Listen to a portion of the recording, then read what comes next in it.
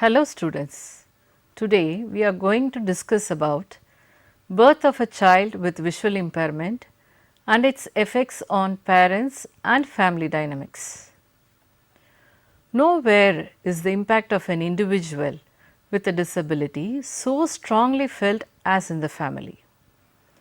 Parents and siblings may react with shock, disappointment, anger, depression, guilt and confusion.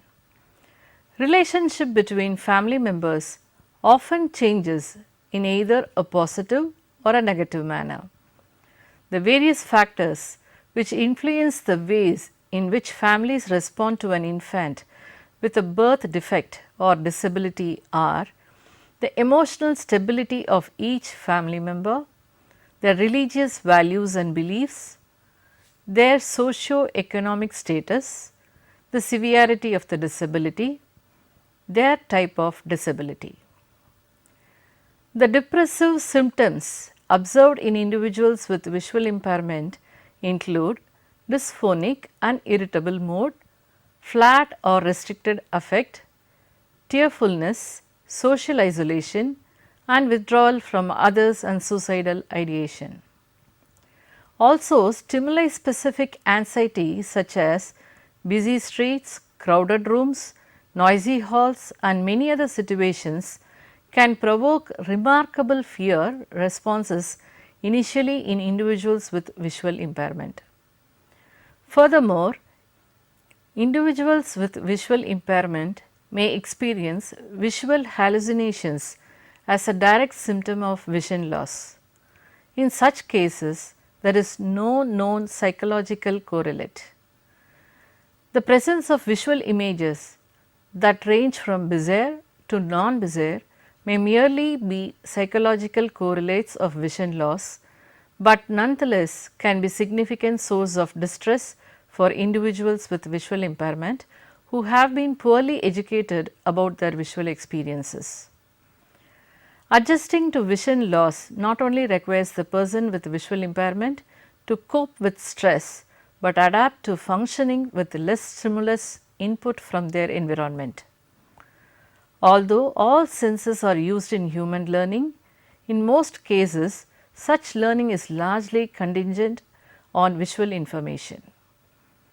When visual information is restricted to any degree, learning, problem solving, orientation, memory systems and even decision making may deteriorate temporarily as a result of adjusting to less sensory awareness and stimulus input.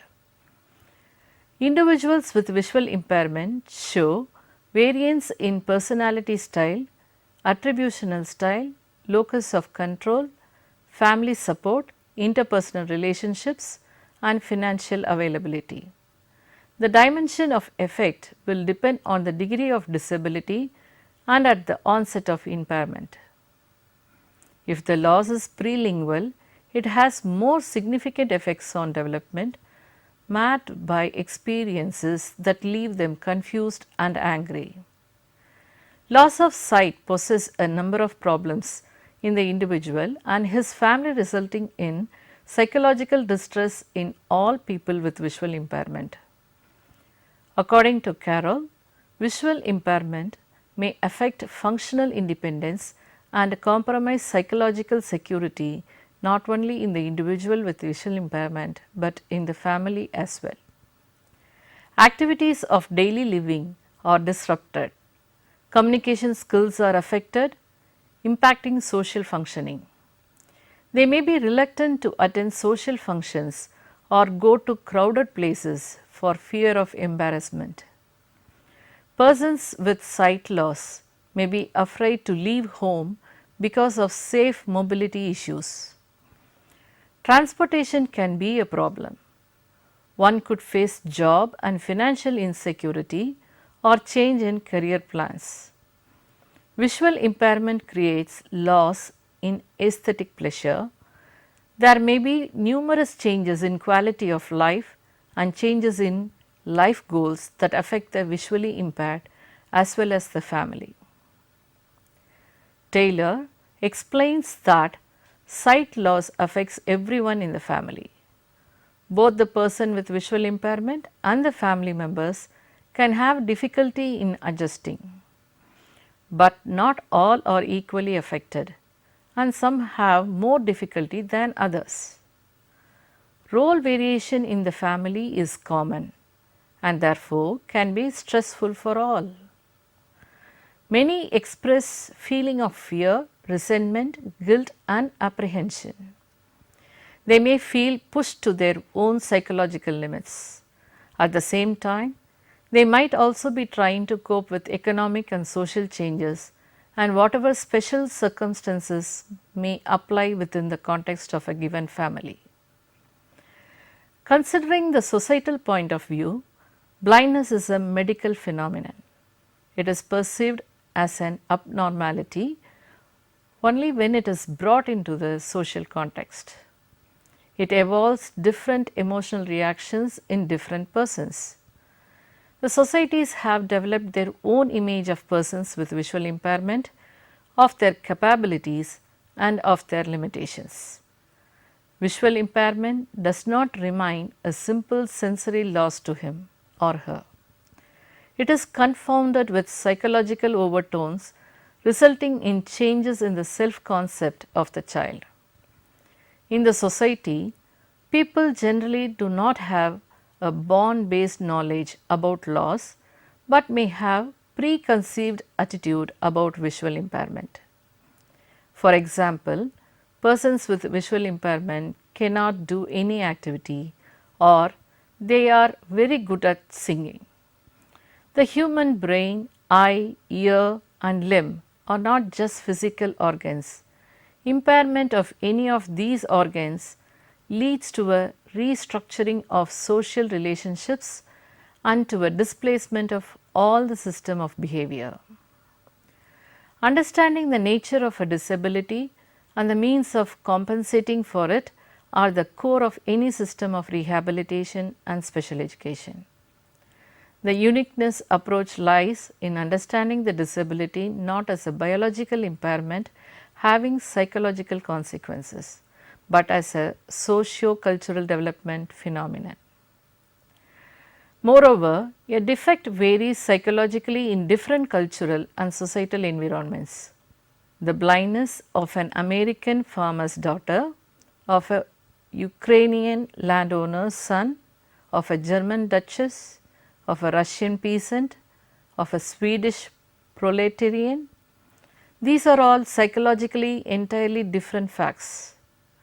Another argument from the survival point of view, blindness in the world of nature is a more severe impairment than deafness.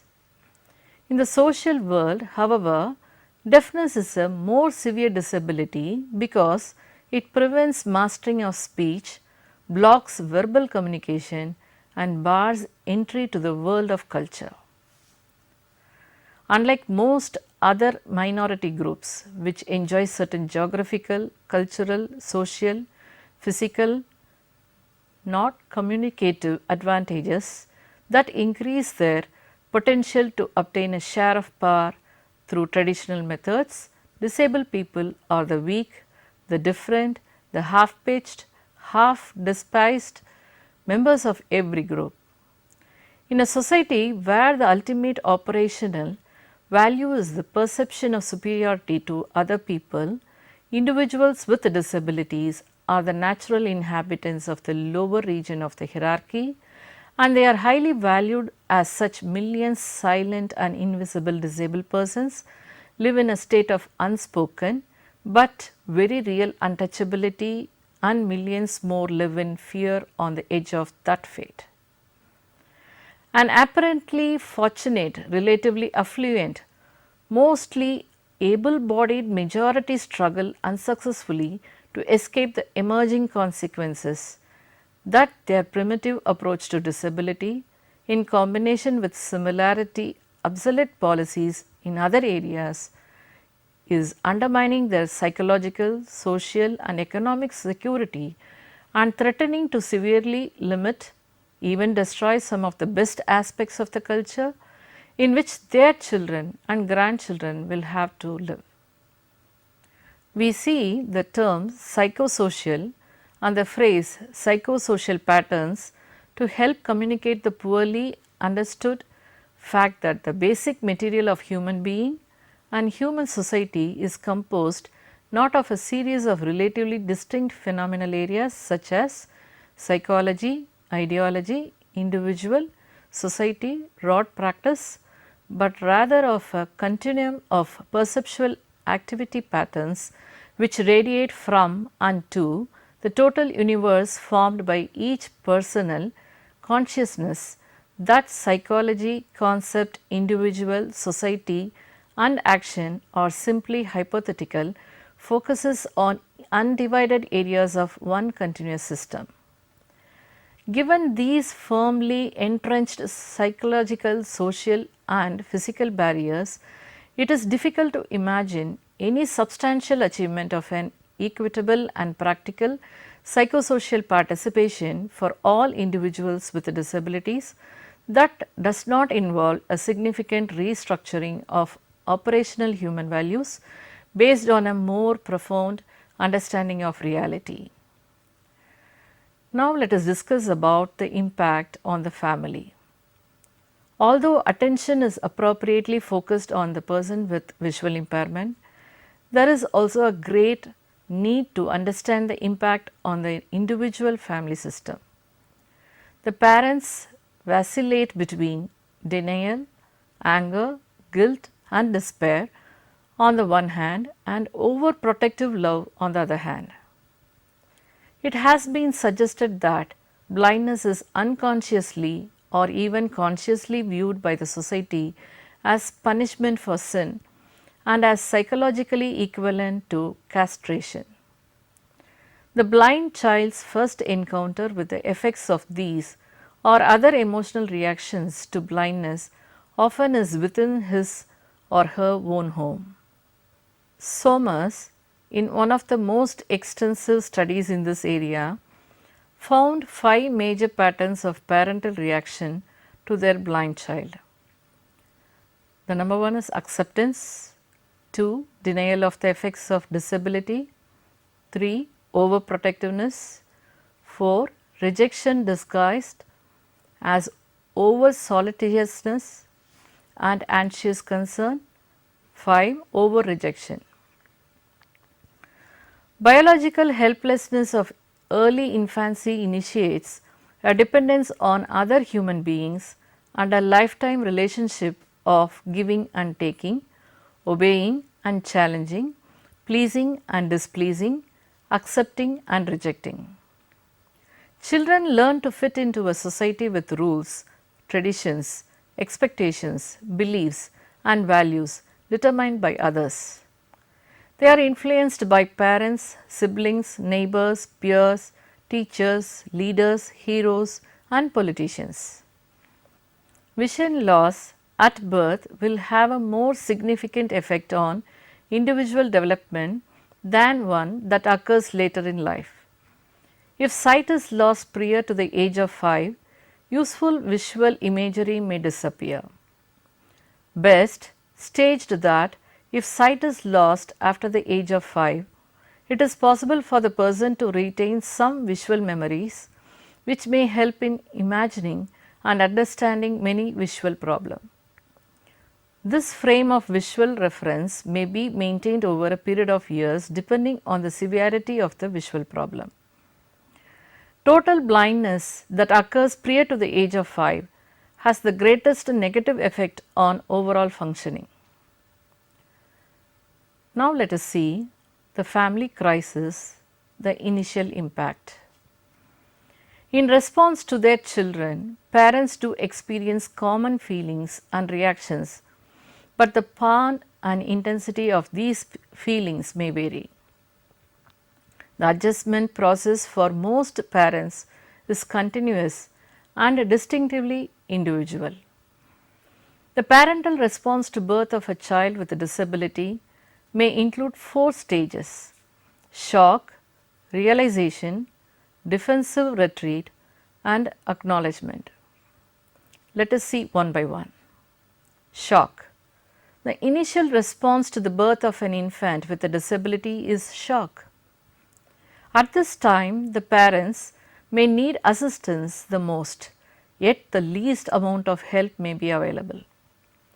The parents may be unable to process or comprehend information provided by medical or other health related personnel. They may experience the greatest ascents on their self worth and value systems. The next is realization. During the stage of realization, parents come to understand the actual demands and constraints that will come with raising their exceptional child. This stage is characterized by several types of parental information.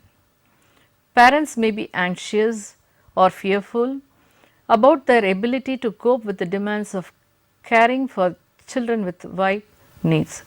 They may be upset or easily irritated. They may spend considerable time in self-accusation, self-pity and self-hate. Next is defensive retreat. It is the stage in which parents attempt to avoid dealing with the anxiety and providing realities of their children's conditions. They may try to solve their dilemma by seeking placement for a child in a clinic, institution or residential setting, or disappearing or retreating for a while to a safer or less demanding environment away from family and friends.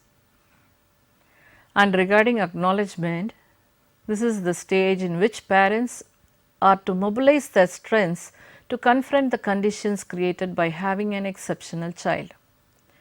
During this stage, the parents become capable of involving themselves in the intervention and treatment process, are better able to comprehend information or direction provided by a specialist concerning the child's condition and treatment, become interested in joining an organization that is suited to their children's condition and the needs of the family, begin to accept the child with a disability as well as others and even themselves.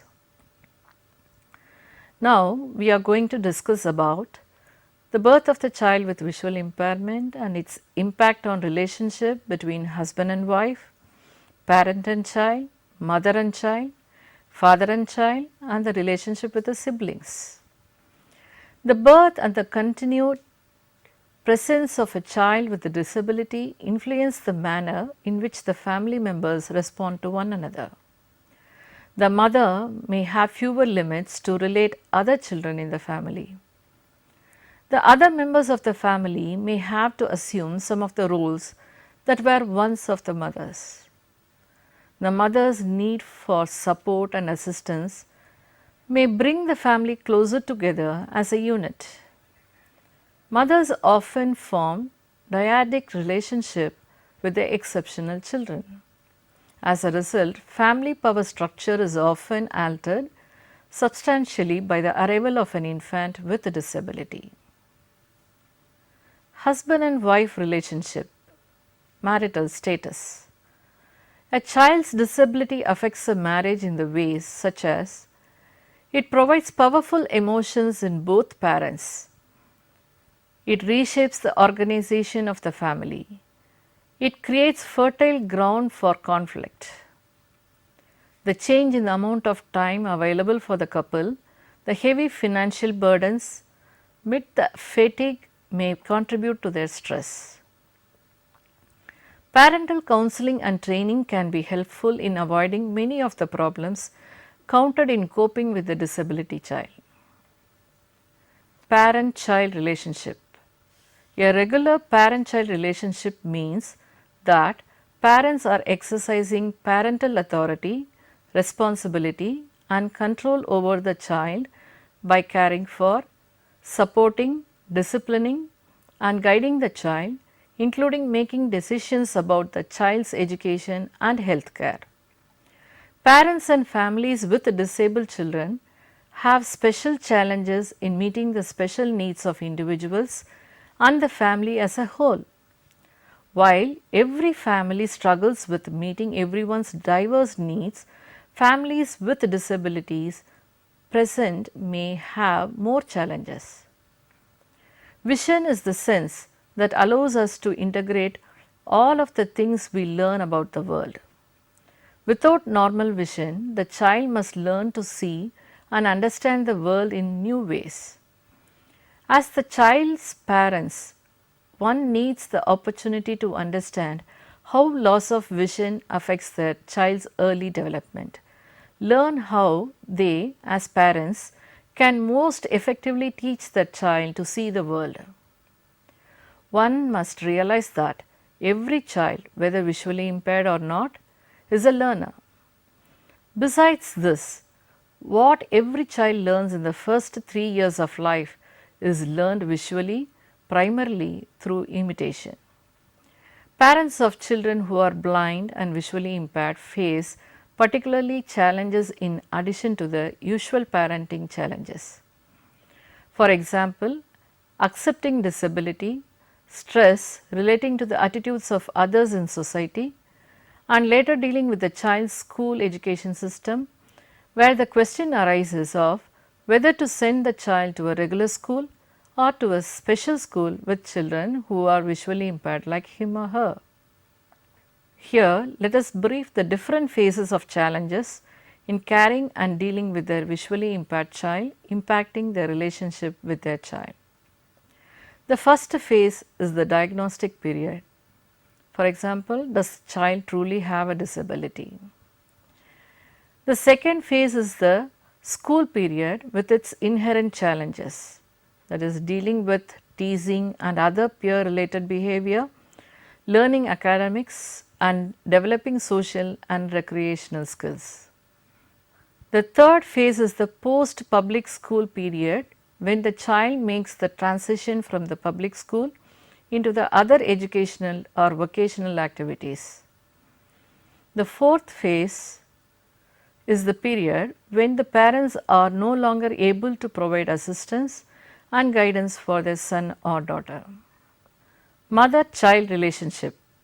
If congenitally impaired, mother is primarily responsible for relating to the child and for his or her needs. The expectation that mothers have from their children and their function in nurturing their children plays a significant role in the relationship that develops. Father-child relationship. Fathers are more likely to internalize their feelings. Fathers often respond to sons with disabilities differently from daughters with disabilities. Fathers may resent the time that their wives spend in caring for their children with disabilities. Siblings relationship. Siblings react in a variety of ways. Siblings tend to mirror the attitude and behavior of their parents to the children with disabilities. Some siblings play a critical role in fostering the intellectual, social, and affective development of the child.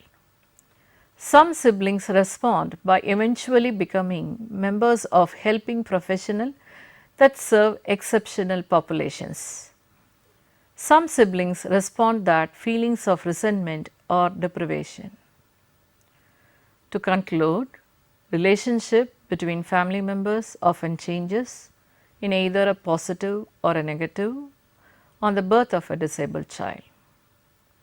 The major patterns of parental reactions to their blind child include acceptance, denial of the effect of disability, overprotectiveness, rejection, and acknowledgement. Students, I hope this session gives you a clear idea on birth of a child with visual impairment and its effects on parents and family dynamics. Thank you.